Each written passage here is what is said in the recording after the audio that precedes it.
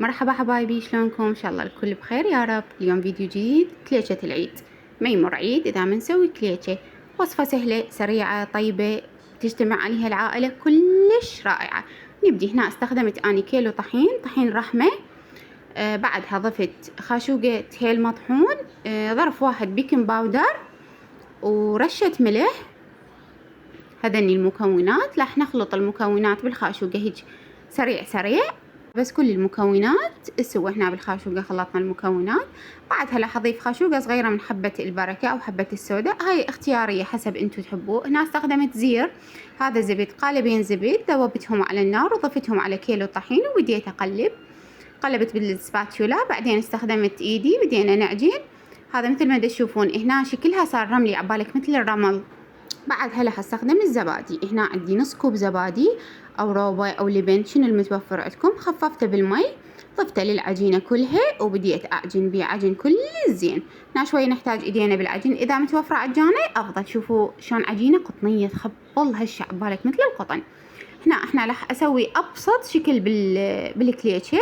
مجرد العجينة راح افردها، وبعدها راح اشكل عليها التمر او الحلقوم او الجوز او السمسم او المبروش اللي تفضلوا. احنا بالبيت هنا اكثر شي نحب التمر والحلقوم، قسمين صايرين. فردت العجينة كل زين وشكلت عليها الحلقوم مثل ما واضح لكم بالفيديو. اذا سويتوا كليتشة دزوا لي صورها على الانستغرام حتى اشاركها ويا المتابعين.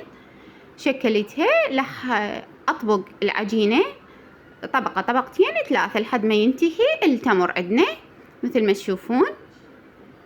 احنا انا استخدمت قطعة مالت الفينجر حتى تنطي اشكال هيجي مزقزقة حلوة. شكلتها على شكل مثلث، هذه مثل ما واضحة عندكم. ونفس الطريقة اللي هستخدمها للحلقوم. شوف شكلها شلون حلو. نفس الطريقة اللي شكلت بها التمر شكلت بها الحلقوم. هنا الوجه راح ادهنه ببيضة وقطرتين شوية فانيلا خفقناهم سوا. وهذه مسحنا الوجه مالت الكليشة كليتها، وراح ادخلها للفرن حسب الفرن عندكم. اني على 180 لمدة اقل من نص ساعة. بس من جوا من فوق اخذت شكل حلو مثل ما شايفة، تفتح النفس، كلش طيبة هشة. لو تبقى اسبوع راح تبقى هشة ما راح تتيبس. الزبد انطاها كلش طراوة حلوة. شوفوا العجينة ذايبة ذوبان. اتمنى تجربوها. اتمنى عجبكم الفيديو. لا تنسوني باللايك والتعليق الحلو، واللي ما مشترك بالقناة اتمنى ينورني ويشترك. ويا هلا بيكم.